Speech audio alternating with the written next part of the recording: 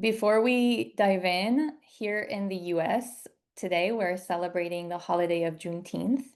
So I want to honor this day of freedom and reflection. Juneteenth reminds us of the power of collective action and the ongoing work to create a more just society. As we gather today to talk about building a regenerative future, let's carry forward the spirit of liberation and solidarity.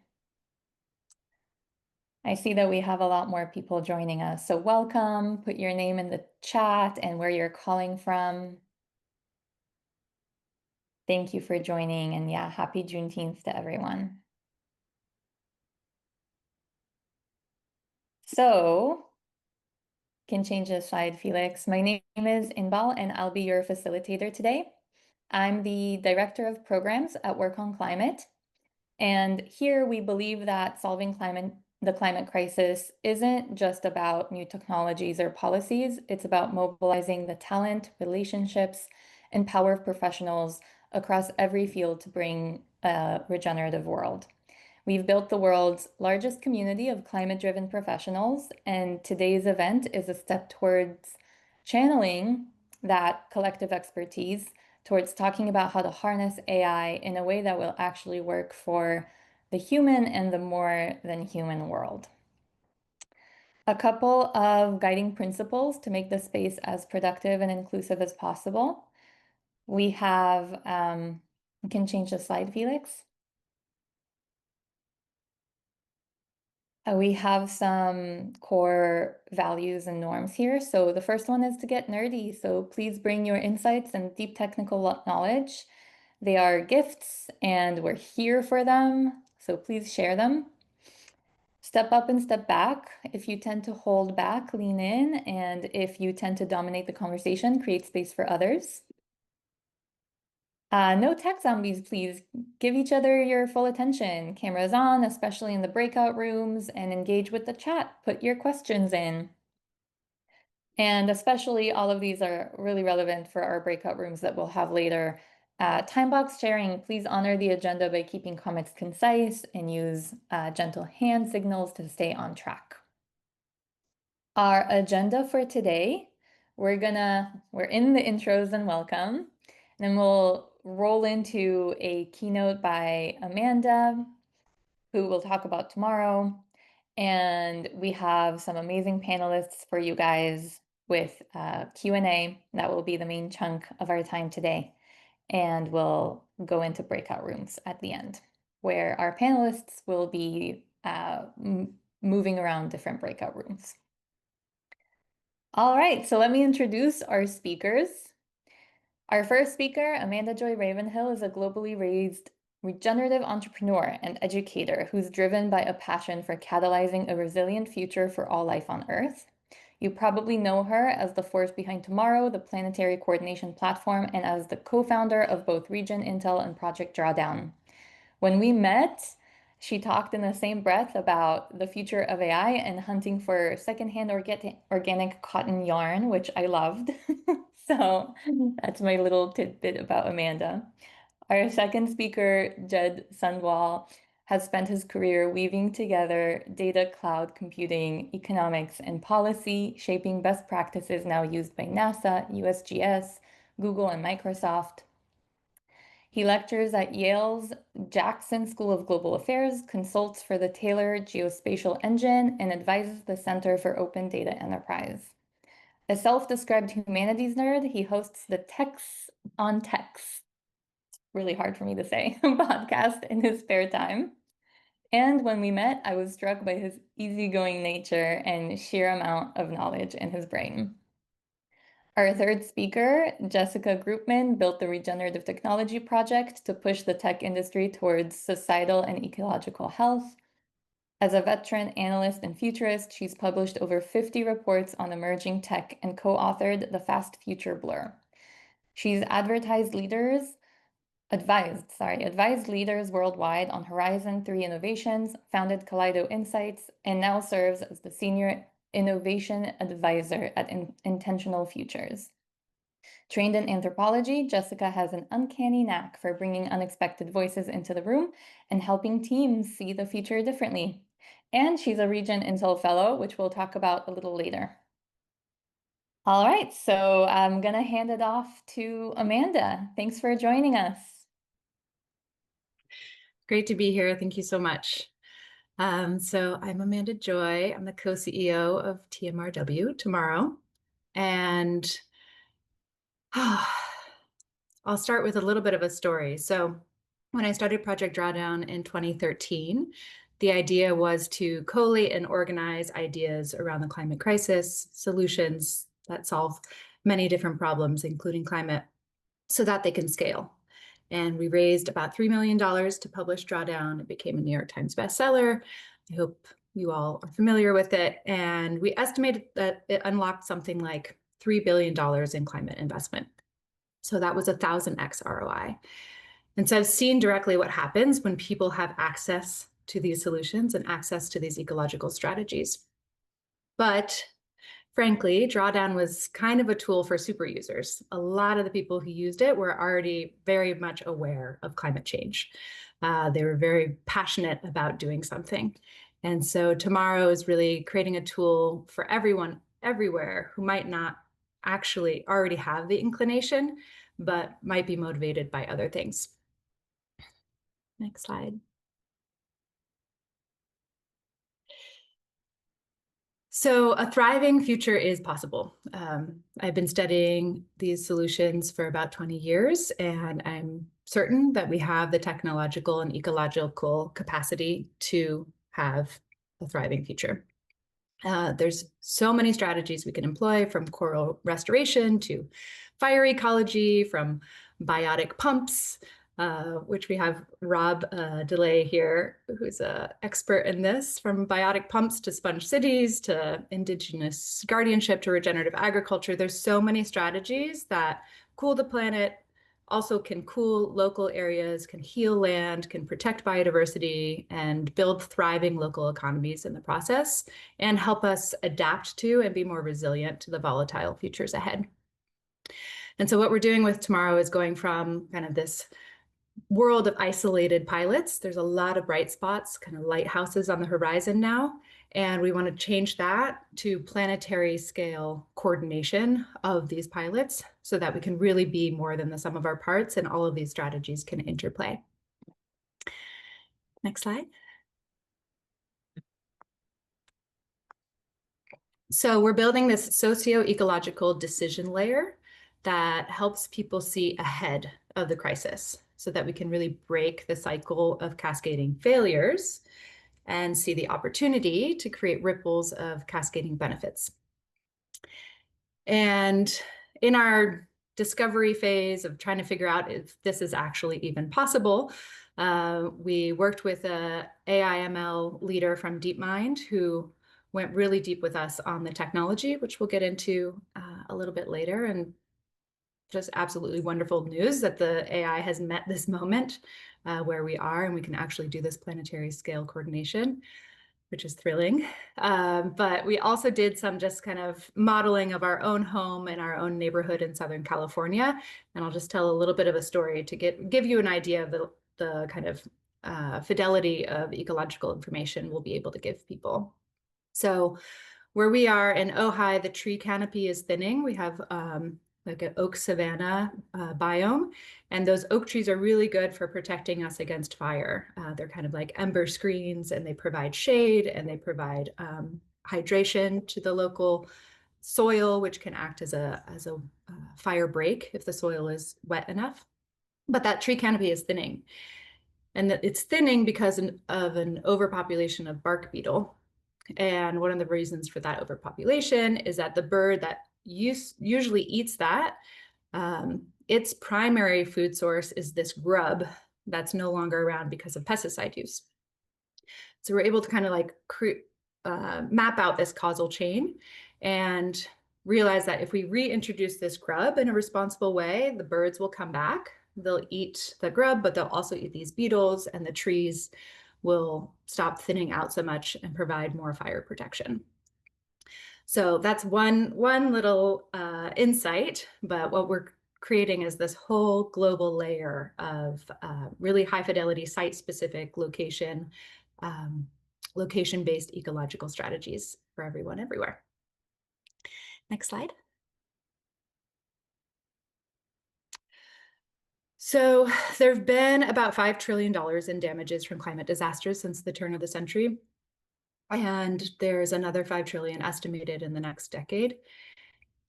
Things are escalating, and I think that 5 trillion in the next decade is actually a pretty low estimate, considering just the Palisades fire in January was $250 billion in damage. And we're kind of at this point where climate disasters used to be someone else's problem, and it's quickly becoming everyone's. It's in your backyard, it's making your coffee or your food more expensive, it's smoke coming in your window, or even worse. And again, people keep on asking, what can I do? And there are strategies that not only just reduce the risk, which is really what's front of mind for most people, but they also can increase resilience to these disasters and help us with adaptation. And they can address the underlying root causes of these cascading ecological crises that we're seeing. But that information is really expensive. It's really hard to get. Governments and corporations can pay for the high-end consultants and the kind of longitudinal studies, but most everyone else is left in the dark. And what we are building with tomorrow is looking to address that by building an ecologically aware AI. Next slide. So we're building a way for anyone, anywhere to get access to the same quality of strategic plan and access to these ecological strategies at the same fidelity that, say, a McKinsey or a Deloitte would provide, but we're offering it to people in the palm of their hand and instantly and at a fraction of the cost. Next slide. So just to put a finer point for just a moment on the need for this ecological coordination tool, this is a completely incomplete list of recent climate disasters.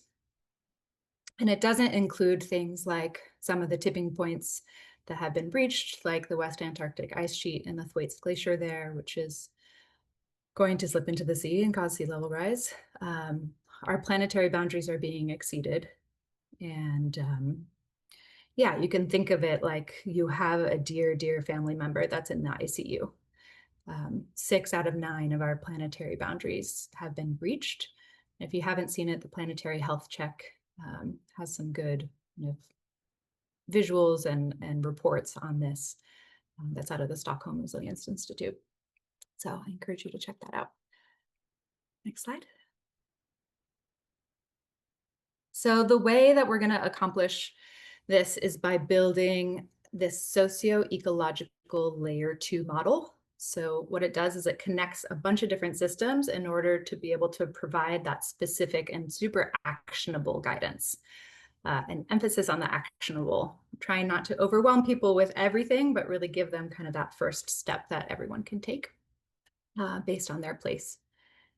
So this layer will sit on top of the hundreds of billions of dollars that has been invested in other big models, foundation models, and LLMs by these big tech companies.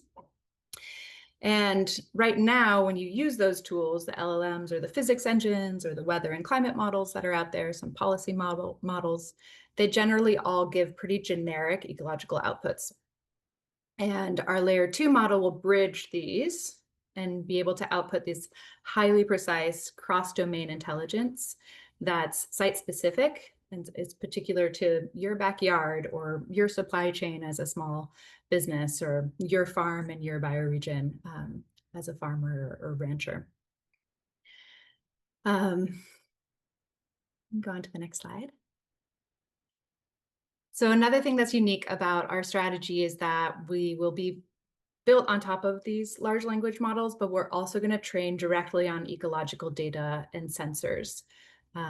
We have partnerships brewing with satellite companies and other Earth observation, as well as citizen science and different ways to kind of get as low intermediated data from nature. There's always going to be some kind of like human in there doing some code, but we're really trying to be surprised about the ecological data that can come through and try to get it direct from source as much as possible. All right, next slide.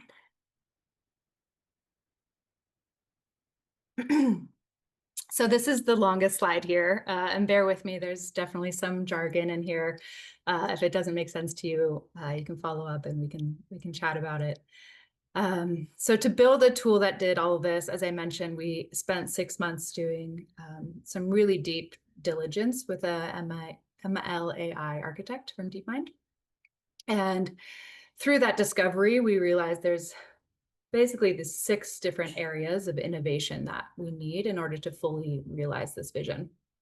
So it's not just an analytical forecasting system, it's really this globally driven and self-improving AI that'll help us with planetary resilience, with governance, and with regeneration.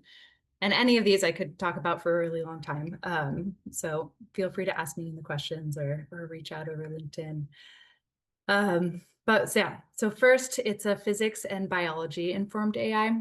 So the system will be grounded in models of thermodynamics, of biogeochemical cycles, of living systems, dynamics and science. And this will ground every inference that the system makes in the real biophysics of living systems around us. Second, it's multi-scale learning and cross-domain AI. So climate and ecosystems, economics, and sociopolitical forces can't be modeled in isolation. They're also intertwined. So they need to be unified into a coherent and continuously learning system that operates from the micro to the macro. So from your front yard all the way to planetary scales. It's a global reasoning engine. So we need to synthesize diverse environmental, economic, societal data, and then it will help us simulate these cascading effects. And that will enable us to really optimize decisions dynamically. If we're not looking at the nth order effects of things, we can often have unintended consequences. We can end up kind of playing whack-a-mole, solve one problem and 4 others pop up. So this isn't just about modeling, it's really about this multi-level causal reasoning, like the example I gave before, like looking at a whole chain of causes. It's also a self-improving system, so using federated learning, it'll combine these like real-time sensor fusion, Earth observation field data, human inputs, and it'll enable a continuous adaptation. So the system updates itself based on how the field conditions are evolving. This next one I'm really excited about is a collaborative intelligence system. So kind of for the first time ever, the technology is giving us the ability to have humans, ecology, and technology all blending together into an evolving knowledge fabric. So expert networks, citizen science, ML models, all are contributing. And rather than relying on solely centralized training data, it's building consilience, so kind of this like through line of knowledge and agreement from all of these independent sources. And finally, it's ethically aligned AI. So the ethics need to be embedded into the learning process itself.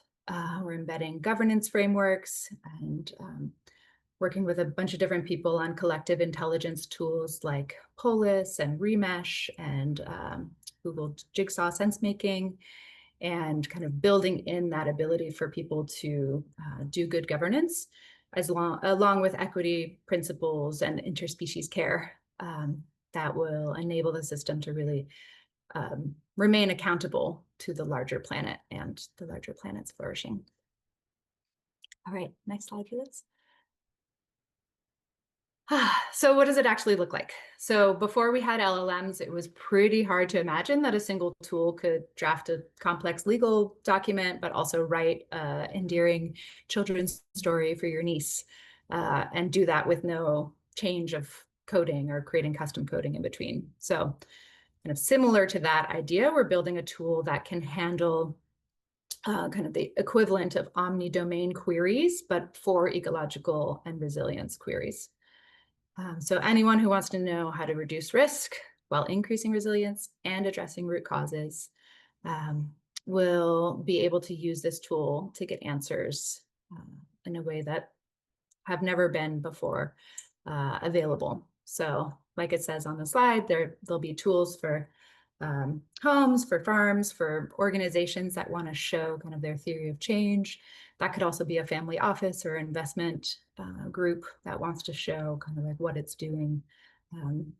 For example, if you want to do a big investment in rehydrating landscapes and sponge cities and the biotic pump and helping heal the water cycle and the hydrology, and being able to say, these are all the cascades that would result not only on the biological side, but also on the economic side for local communities. You'd be able to use the tool to kind of like map out what the implications of that would be, and then you'd be better able to raise money or bring on, a variety of stakeholders into your project. All right, next slide. So really at the heart of the longer vision of all of this, I know this is a lot, it's a lot of concepts, but just one last concept to offer in here is this idea of consilience. So it's the convergence of multiple independent lines of inquiry into a singular insight. So you can kind of think of it as like a transdisciplinary way of looking at, kind of like a way of weaving together intelligences across different lines. So basically there's 3 stages, or one way to talk about it. The first stage is that individuals, organizations, small, medium-sized enterprises, et cetera, will start to solve their really real and immediate problems. Like, how can they plant shade? How can they change their infrastructure? How can they deal with erosion?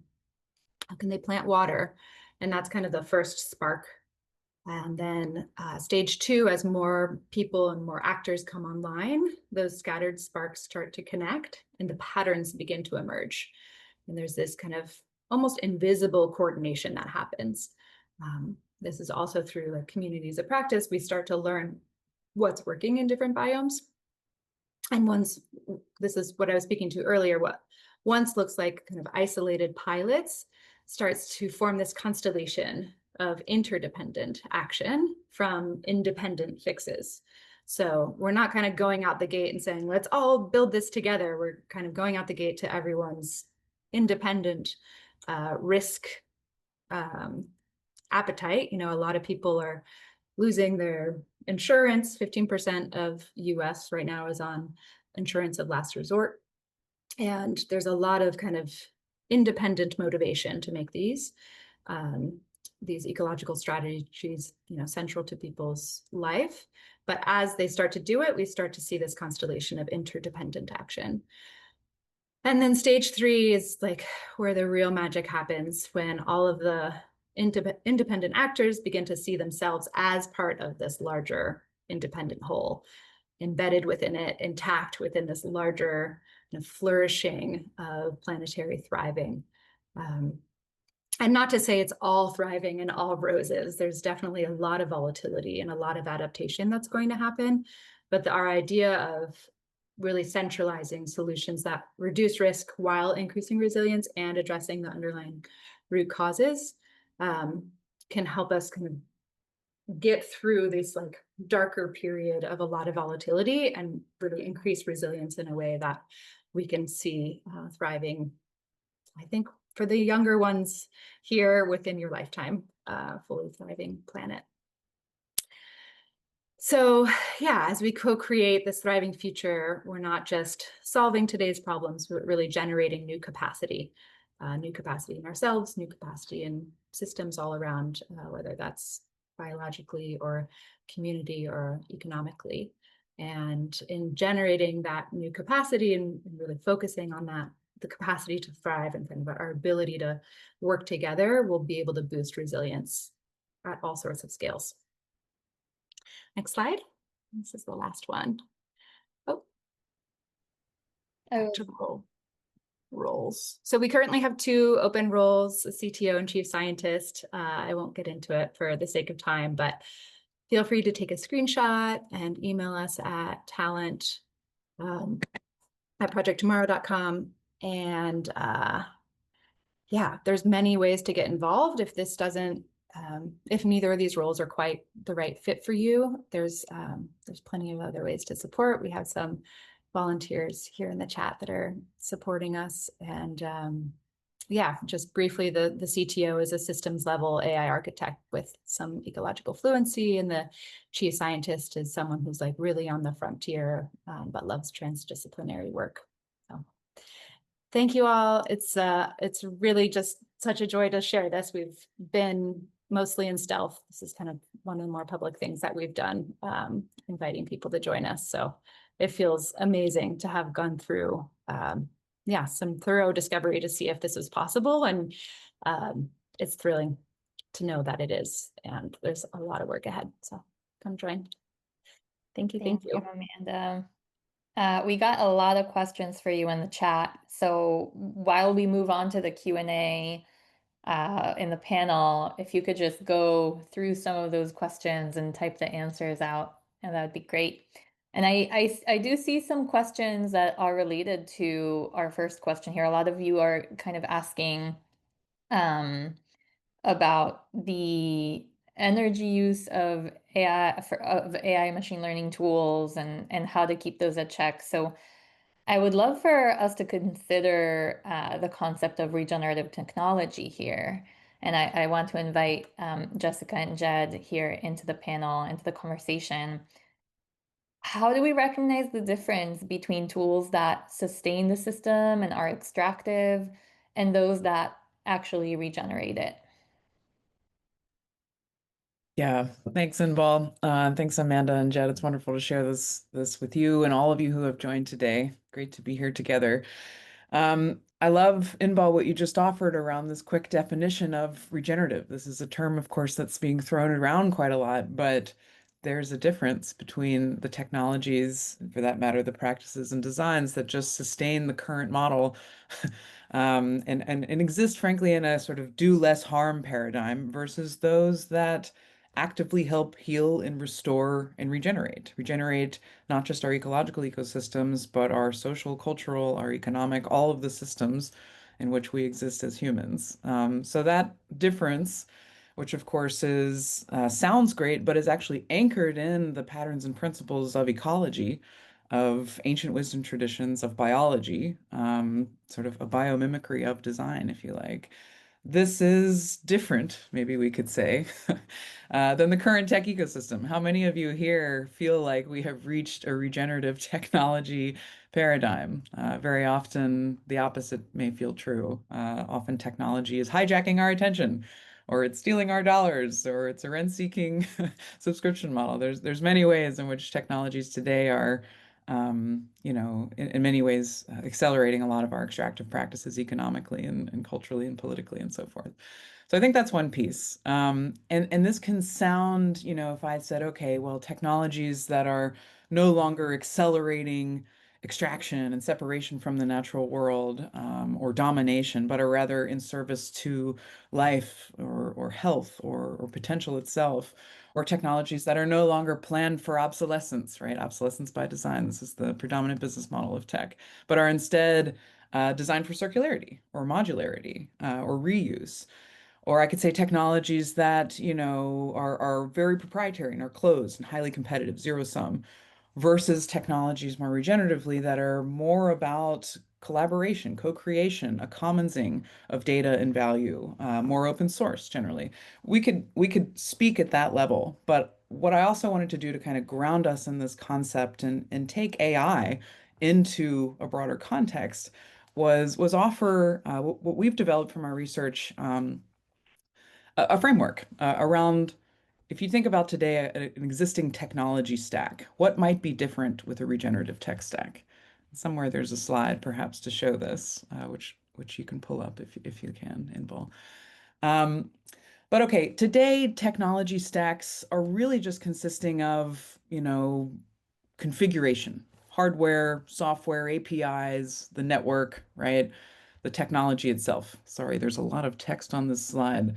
But when we look about technology today, you can see it's all the green stuff. It's layer two, starting with the very energy and material footprint itself of where does the materials come from, the models, the training of the models, how is technology actually deployed. Then you can look at, of course, okay, well, there's data centers, there's all these different pieces that go into it. There's, development and IT management and user experience. And then, of course, there's the applications. When we talk about tech today, we think about, okay, technology applications and use cases. But we're missing something here. If we only focus on layer two, the design and the application of technology, we're also missing the soil of technology itself. Where do our technologies come from? And so we introduce in a regenerative tech stack this idea of layer one, actually, where the intentionality, the values, the worldviews, the principles, the context that we bring into this as designers, as investors, as users, as people, as citizens, this is all part of the technologies that we create. Ask any entrepreneur in the room, and they will probably tell you stories of the ways in which their financing models and their investor dynamics have shifted the direction of the product. So this layer one, this intentionality of what are we putting into our technologies from a cultural context, from a worldview context, the principles that inform it, and how that translates into our business models, our governance models, what we measure, what we define as success or progress. This is all underneath the soil of any technology. So that's part of it. But then there's, as Amanda Joy was speaking to very eloquently, there's this systemic layer. There's another layer that we currently exclude from our extractive technological paradigm by only looking at applications and use cases. We miss the systems. We miss the ecology of technology, if you like. The ways in which technology is drawing from environmental and ecological systems in order to function. All tech today is based on the natural world, just like all of our economics. The ways in which technology is impacting education, how we learn, how we sit around the dinner table, the way that it's impacting our healthcare systems, our cultural systems. If this sounds abstract, think about the ways that technology is both influencing and is influenced by our political systems. So we can't ignore these kind of systemic interrelationality of technology. And I think this is a lot to hold. There's probably a lot of questions that jump out of this immediately, but this is part of the inquiry of technology for regeneration, is thinking more broadly, widening the aperture of how we approach technology today to be fundamentally more systemically and to hold us humans and our intentionality and our shaping and worldviews in the design of technology. So I'll pause there for now. Thank you, Jessica. Jed, I'm curious if you have anything to add. Yeah, I mean, obviously, I've also been tracking the chat here. I mean, Yeah. I think I shared with my fellow panelists as we're preparing for this. I actually we don't talk about sustainability at Radiant Earth. It's not a framework that we use. Largely because I'm not convinced that any of us, like any human, is really in a good position to determine what state of the entire planet it should be in. So there's the idea like, oh, we should sustain the economy that we have right now. I don't necessarily agree with that. You see other attempts to say we need to get back to a pre-industrial era. I don't necessarily agree with that either. Our framework, which I think is very aligned with what Amanda and Jessica just explained, is that we do need to enable greater planetary collaboration, greater species level collaboration, bring more people in, and also bring more data in so that we actually have an economy that understands what its limits are. The economy that we live in now has been built up, I mean, large like on ideas that came from like the Enlightenment, that where humans convinced themselves that they weren't part of nature for some reason. And so we've treated nature as an infinite resource, and have built an economy accordingly that's obviously quite exploitative and is not, I mean, I will use the word sustainable in this sense. It's not sustainable for many forms of life and increasingly, looking to be calamitous for human life. Our answer to that is greater collaboration as a species and better data about the impacts that we're having, being fed into the economy. So our perspective is, let's increase availability of data about our world, have shared understanding of our world, and build a more sophisticated economy accordingly. So anyway, I'll leave it at that. I don't want to get into too many more debates about this or argue about the energy consumption of AI and things like that. But I think that it's very clear that we're well past the point where we need to maybe not dramatically, but quite aggressively start reshaping the way our economy works. Yeah. Yeah, and I'm also tracking the chat, and thank you guys for all your so much thoughtful debates in there. I think that we probably do have to address some sort of question in our, we have our Slido question that was upvoted about AI and LLM models being very expensive, essentially, and what kind of infrastructure you have for it and how often you tune or fine tune it. I think that there's so much going on in the chat. I think we have to address it at least a little bit. So why don't we talk about that a little? Mm-hmm. Yeah. I mean, I will just start by saying I'm not an engineer. My background's in ecology and climate strategies, but I have learned a lot by getting into this. And I think it's, there's parts of it that are, like I said before, like we're building on top of things that have already been built. Like there's already been hundreds of billions. Now it's over 100 billion a year going in to AI investing. And we're just seeing this crazy takeoff. If you haven't watched Tristan Harris's TED Talk, it just came out on the after school program. So they did like the animation of it. Maybe Jared can put the link in the chat here. And it's really important that we like find this kind of narrow path through and be able to build AI in a way that can like really accentuate the promise and mitigate a lot of the peril. And I think there's like the expensive part of it where it's going to be expensive for this to be built, no doubt about it. And also the alternative is, cascading collapse of many different systems. And I think, yeah, there's a lot to say about that. But I was just recently talking to Kim Stanley Robinson, the author of Ministry for the Future. And I think there's a narrative around like a post-collapse world that's starting to happen. And he's like really wanting to push back on that. He's like, post-collapse is you're dead. Your family's dead. Like, let's not talk about embracing this and what is after. We really need to like see this head on. And then the other one is I would turn people to a talk that was on Nate Hagen's podcast, The Great Simplification, which is a good one to check out if you haven't seen it, with Daniel Schmachtenberger, where they talk about just like, what is the boundary? And can you have a wider boundary view on how you're looking at AI? Because it's, yes, the data centers are important and the energy is important, but that's like nothing compared to AI just supercharging the current extractive economy, kind of to what Jed was saying. And it's a messy freaking moment, and we definitely want to like ameliorate any of the negative GHG and other ecological consequences of using AI. And we're in this moment of kind of like Bucky always said, don't fight forces, use them. Like how can we like Aikido, I don't know how to do an Aikido move, but that was my best attempt. This moment of like, we have all of this capacity, some people would say the AI is also Gaia. It is part of our evolution of a more and more complex world that is more and more adaptive and resilient.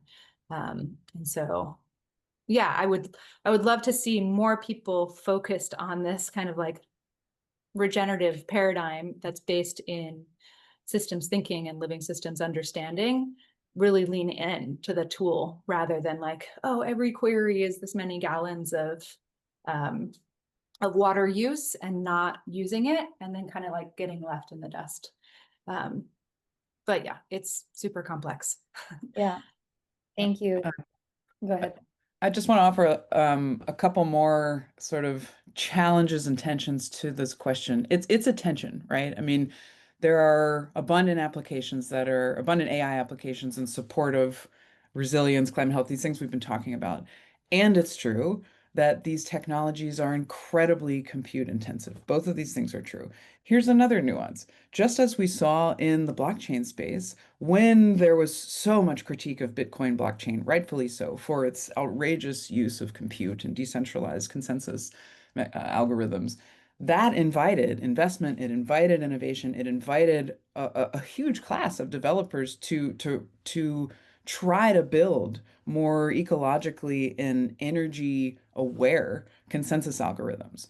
And we see the same thing also taking shape in AI, where there's now, look across the stack from edge AI models that are putting AI, closer to the end user, to the actual location, rather than sending it thousands of miles back to a data center, or different kinds of models that use data differently, that take less data, data minimization by design. Like there are all kinds of ways in which this huge tension is then driving a kind of action reaction back into, okay, well, how are these algorithms actually developed? What data are we using? What data do we need? What sort of becomes retired, the AI life cycle? So all to say, as Amanda Joy said, it's messy for sure. And both things are true at the same time. We're seeing innovations that are making these models somewhat or incrementally more efficient, even out of China, as we know from some of the latest announcements. And it's true that they remain hugely computationally intensive. And there's Jevons paradox, which we know through technology is that when we achieve an increase, a step function improvement in efficiency, that doesn't actually lead to less use. It compounds use. When, the famous example of a refinery achieved more efficiency, that allows for more refinement and increases demand. So both of these things are true at the same time. I just want to introduce this impossible tension that we will be facing with AI. Thank you so much, Jessica and Amanda, for bringing up and speaking directly to that tension, because I think we can all see it in the chat and how people are interacting with this question and are, yeah, I mean, we're in this moment that is quite messy, and we are, I feel encouraged that we're at least asking the right questions here.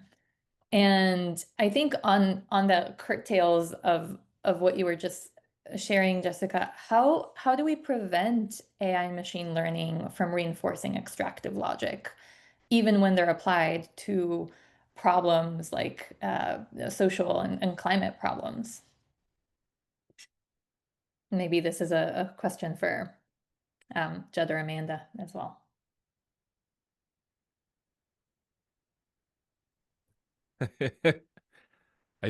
I'll chime in here. I mean, this is there's a terrible line that's been stuck in my head for years from a guy named George Dyson, the great historian of technology. He's written a bunch of books, but he said on another podcast in a discussion about AI alignment. So this discussion of like, how do we align these models to be or ensure that what these models do is aligned with human interests. And George just said, he's like, every really bad thing that's happened in human history happened because someone wanted it to. So like we'll use like the design of like nuclear weapons as an example. Humans do all sorts of calamitous things. So it makes the conversation around alignment very, very difficult. And I think this is probably like the biggest risk is that we will go through all this trouble to align these models with human interests. And to your point, Inbal, like human interest created the economy that we have now. It's an economy built entirely to identify human desires and then satisfy human desires.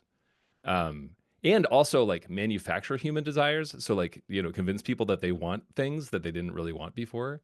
And that motivates a lot of human activity that, I won't beat a dead horse, has created an economy that is calamitous to the environment.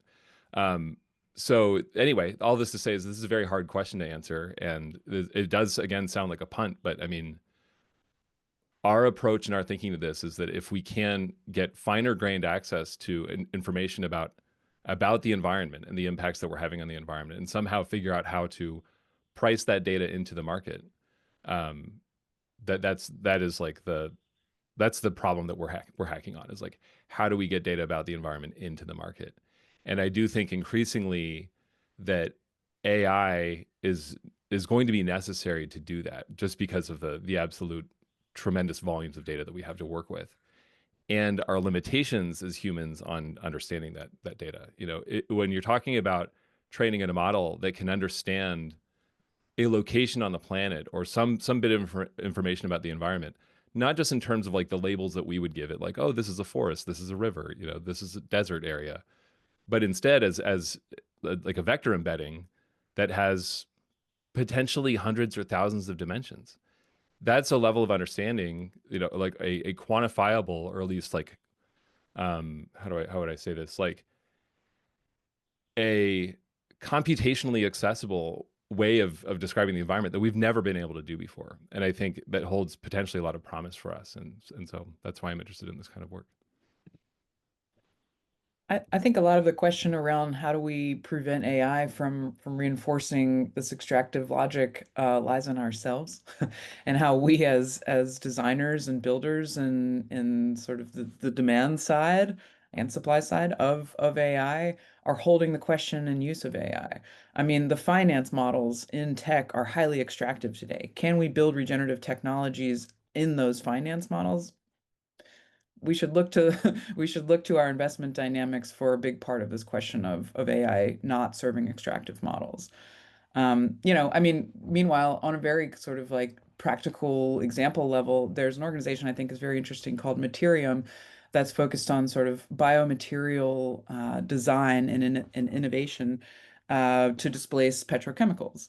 And so, okay, they're using AI, et cetera. But one of the things they're also doing is embedding into their algorithms a way of avoiding over extraction of a new material. So let's imagine that a new recipe is created using algae. Well, how do we know that in order to meet this, service level agreement for XYZ client, we're not going to over extract on this algae that's being generated in this particular part of the world? This is a very interesting way of not just looking at finance models and governance models and so forth, but actually designing into AI what might over extraction be for this specific natural environment, for the specific, product use case, et cetera. Both of these things must be addressed. Thank you. Wow, what a rich conversation. I want to keep going, but we also are kind of at the tail end of our conversation here. I think what's really interesting is just I'm trying to track here all the comments, and it feels like there's such rich conversation happening, and I want to keep it going. I'm gonna pause us here. Thank you to our panelists, but if you want to keep having this conversation, please head on over to Work on Climate's Slack channel to a channel called Topic-AI. And yeah, pop your questions in there and continue the conversation because I think there's a lot of richness here. And there were questions around whether the chat is going to be available, and hopefully, yes, we're going to make sure that it is. Very quickly, I want to promote a RegenIntel's cohort. Felix, can you put up the slide? So we have our friends at RegenIntel spent a year co-creating a fellowship with 128 foundational fellows, scientists, policymakers, indigenous leaders, and entrepreneurs. And they're opening a cohort that's launching in a couple of weeks. And it's essentially this global peer network. You get mentorship, a lot of new career pathways and regenerative action. We have Jessica here, who's a RegenIntel fellow, and Amanda is the co-founder of RegenIntel as well. So highly recommend it. And they're gonna also be talking about AI and its space in our future. So please go check it out. Amanda. Just one thing briefly is that there's a scholarship if you have lost your job due to budget cuts from the federal government. There's a scholarship available. So there's going to be a lot of really neat people in this cohort who are kind of fresh off the government train and looking for new opportunities, but come with a lot of really incredible experience. So it'll be a distinct cohort in that way. And if you know of anyone who has lost their job, please send them along. There's still a couple spots left in that scholarship program. Wonderful. All right, we're going to pop into the breakout rooms. We don't have as much time, but if you want to connect to each other, we're going to have about 5 people per breakout group. We're going to put some questions on the chat so you can discuss them together. What is a core insight or action you're taking out of this talk? Who would you like to connect to learn from? And what help can you offer to others? And we'll open those breakout rooms shortly. Amanda, Jed, and Jessica are gonna move around those breakout rooms. But thank you to our panelists. Thank you to our speakers.